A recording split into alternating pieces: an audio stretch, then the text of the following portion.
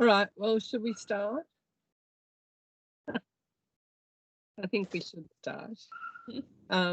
So we've received two questions, and the first question, they're both from Mary's Grange from, I don't know if it's Robert or Ron Howard. It's R. Howard anyway. And the question is, I work at Mary's Grange and we've been told that we're not to wear our Mary's Grange shirts because we're now Southern Cross.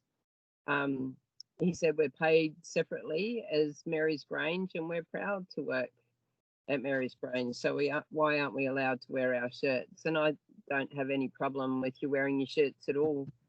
Mary's Grange is part of Southern Cross Care. We have separate systems that mean there is a separate payroll and there's separate forms, but it's purely through that transition process of creating an automated system, which is not as simple as it may seem. So Mary's Grange is very much part of Southern Cross Care, but I'm happy for you to wear a Mary's Grange shirt and I'm happy for you to wear a Southern Cross Care shirt. So you don't need to not wear them. The other question was, we've been told that we have to wear fully enclosed leather shoes because it's a safety issue if we don't. However, it's not part of the uniform policy. But if we have to wear leather shoes, they're expensive. Can't this be supplied by Southern Cross Care as part of our uniform? I don't think you need to wear leather lace-up shoes. I think that's from days of the Ark. More than happy for teams to wear sand shoes. We might have to put a couple of rules around that in terms of the type of sand shoes, obviously. But I think that makes sense that you would wear lace-up sand shoes because they support your feet, more comfortable to work in, and you guys do a lot of walking, etc. So I'd be happy for that. So what we might do is review the uniform policy to reflect those changes and put it out. So the only thing that might impact that is if we consult our work health and safety manager, Fiona, and she has something that she thinks we need to address in terms of employee safety. So that would be the only thing. But outside of that, I don't think you have to wear leather lace-ups, but as long as you've got closed-in lace-up shoes that are good for moving around in and support your feet and your posture, that's all that matters. Does anyone online have any particular questions that they want to pose? Ask your question, Michael. I don't really have any at the moment. Oh. Joe? No. Natalie, I can see you there. Natalie, you're on mute. No? All right, I'll go Good on morning. with the cat. Oh, sorry. Good morning. No, I don't have any questions. Okay. Kylie? Do you have any questions, Kylie? Sorry, I was on mute. Not for me this morning. Okay. Well, there's a couple of things that I thought might be of interest to people. So I'll just talk about a couple of things that I think are relevant. There's been some changes in the central office at Newtown in relation to new people coming on board.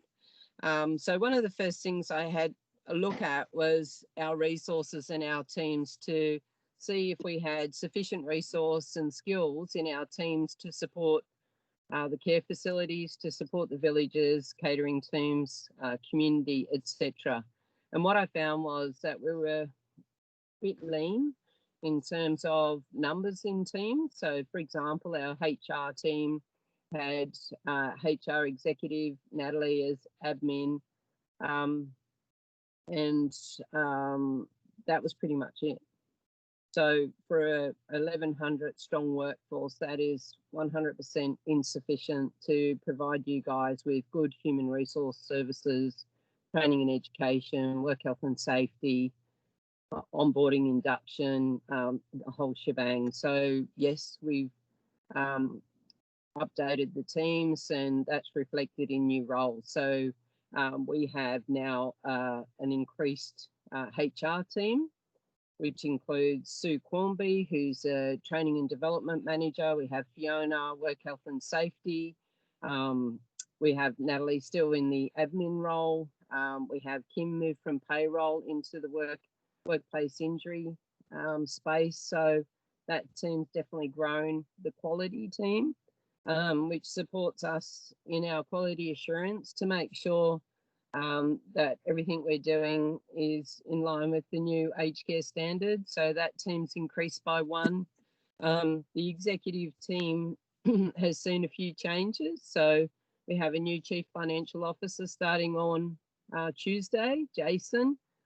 He's a local Tasmanian, and he comes to us from Taswater. All of the roles that we put in place are required in order to support you guys to do the best you can do in providing the care and services to our residents that they need and expect from us. And we also have the sales and marketing team who have headed up the development of these sessions to support improved communication and engagement between the management and corporate service teams that I've just talked about, and you guys in the facilities, in the community, and in the villages doing all the good work that needs to be done. So it's a support service to you. So I hope that sort of explains the increase in numbers. Our plan is you would have already seen Michael and Kylie moving around, Joe Perry moving around in care services, visiting statewide all the facilities and villages and community spaces. We're doing our best to get around to everyone, and I have done that those trips a couple of times too. Waterley is probably the best I can do, but I commit to that, to come around and meet with everyone, happy to talk to people, happy to have a cup of tea, sit down, have a chat. And that's all around improving our communication and engagement with you guys, because we need to be part of that team as well. And we want you to be feel like you're part of our team as well. So all batting for the same goals, which is the care and services we provide to older Tasmanians.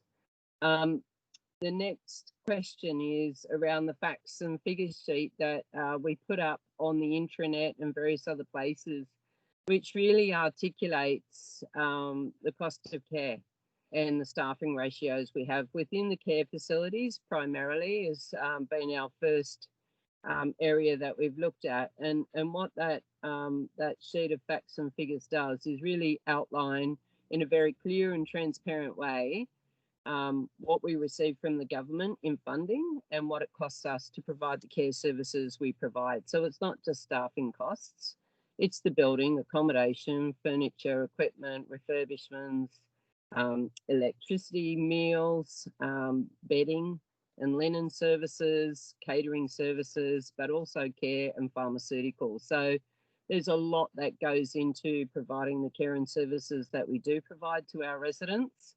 And we want to make sure that it's effective services that we're providing. A lot of our residents come to us quite late on in their disease processes and require quite a bit of assessment, clinical assessment, and clinical care. So that comes at a cost. So, but what we wanted to do was really open up that conversation of what the cost of care looks like. There's a lot of myths out there in the sector, and I'm happy to take questions and have a chat about that as you guys see fit. And just quickly, our 10 minutes is up. It goes really quickly. Where does all the money come from, I suppose, in terms of providing the care and services we do? And what I can say to you is our aged care funding instrument, which is referred to as ACFI, makes up 70% of our funding for residential aged care. So it pays for all the clinical care and care services. It doesn't pay for the accommodation, the food, the hotel services, the capital refurbishments, and just keeping those buildings fit for purpose. So the 70% of funding pays for the carers' wages and all the pharmaceuticals, continence aids, those sort of things, and the clinical care. So we just really wanted to, be more transparent, I guess, around where the money goes, what we get, and what we do with that, so that everyone's clear and we can have those conversations. So keep the questions coming in. Make sure you join the sessions. We're really keen to keep these rolling. And thank you to everyone for giving up time on their weekends to join. So we'll leave it there for today. Have a great weekend and talk to you soon. Bye. Bye. Bye. Bye.